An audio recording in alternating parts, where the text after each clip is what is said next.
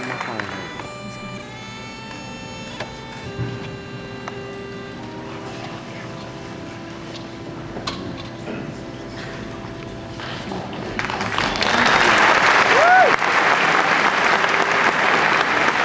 Matthew McConaughey, a fan and friend of Mr. Knievel. And know some of the family. All right. A celebration of a life. You know, you can feel it. I felt it when I got here, and you know, different people deal with death in different ways. But as soon as I got in the parking lot and walked into everyone I ran into, you saw the sadness, but above that, you saw the joy for a life, and the celebration of a life, and that makes it, in a lot of ways, easier to stand here now. A motto of mine, a compass of mine, that I actually was given to me from the man upstairs. When my father passed away, was just keep living. I was dealing with how to keep a relationship with him when he physically was no longer going to be here on the earth, but how do you keep a relationship with somebody that you love? And just keep living. So that's what it is for my father. And it's one that certainly applies here, and it seems obvious around the room and with everything that everyone's had to say, that there's a man there, but a spirit that's also always going to be right here that will just keep living.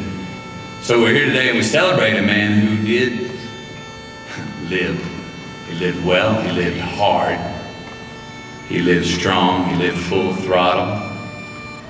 We're celebrating an American hero who talked the talk, he walked the walk, he rode the bike, and he made it fly.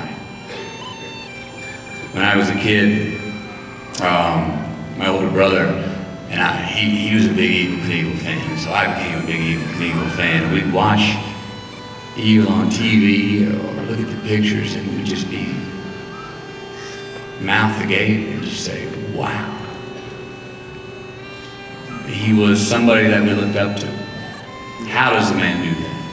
Who is that? Is that really for real? It was almost untouchable. It was the man's flying on a bike, and no one else does this. We built the big dirt mounds in the backyard in Eulogy, Texas. We jumped and we had a plaque with both our pictures that was hung in the den. It was called Knievel and Co. Now, he was Knievel, he was my older brother because he was jumping the bigger jumps, and I was Co. So we had the pictures. He'd be flying over the barbed wire fence, and I'd be catching it with my back tire, just barely making it over, but making it over. Then I got to meet Evel Knievel. And everyone hears, you know, what you see is what you get with that man. Talk about the clarity of being black and white. I mean, thank you. No, forget the adjectives and adverbs. You talk to Evel, it's a noun, verb, this is how it is. Either yes or no, in or out. It's great. Read more of that, that's for sure. Some straight talk. I asked him why. What is it? Inside you, the ticks, why do you do what you do? Why did you ever want to do what you did? I mean, I've read the stories, I'm learning about you now, but what is it? And the thing that I remember the most, it stuck with me, is that he said, he goes, Matthew, I've got to find a way to, every day, to sweat in my boots. He said, I got to sweat in my boots. Find something every day to make me sweat in my boots. Now we know, and I'm not going to bring up a lot of things that you did to make you sweat in your boots today, but we know a lot of the things he did also do to sweat in his boots. Now he has a little bit higher threshold for what it takes to get a buzz than most of us. You know, there's a misconception as I've met people and talked about Evel, and they're like, you know, that guy's just looking to die. He's on a death wish. And after meeting him especially, that's obvious, that couldn't be more false. It was just a man that's looking to live and did live every day. As I said earlier, hard. Also, as I got to know him, it seemed like it was the time in between the jumps that were the hardest, in a lot of ways.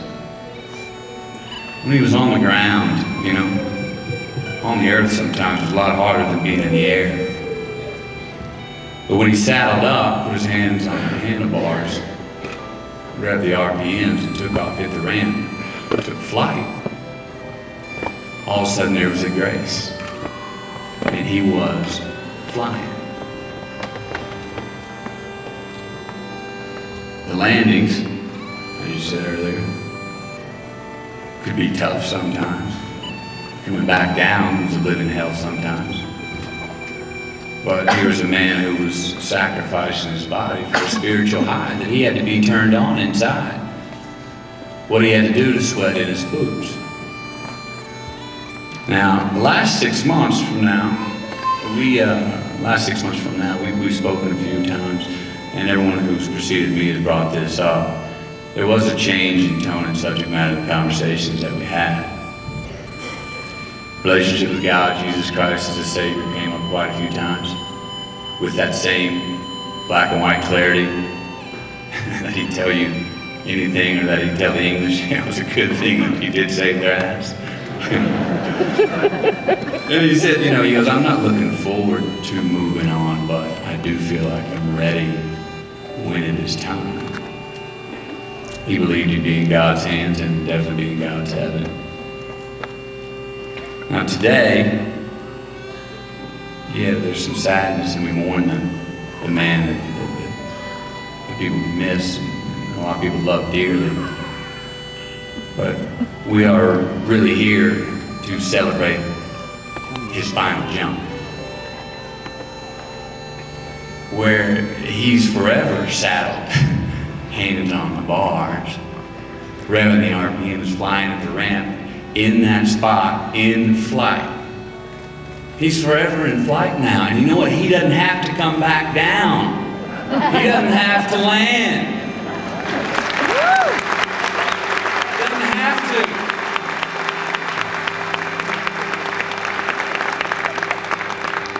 He's in that spot of grace for the rest of the time, in flight. So here's the Evel Knievel. Just keep flying. Dude.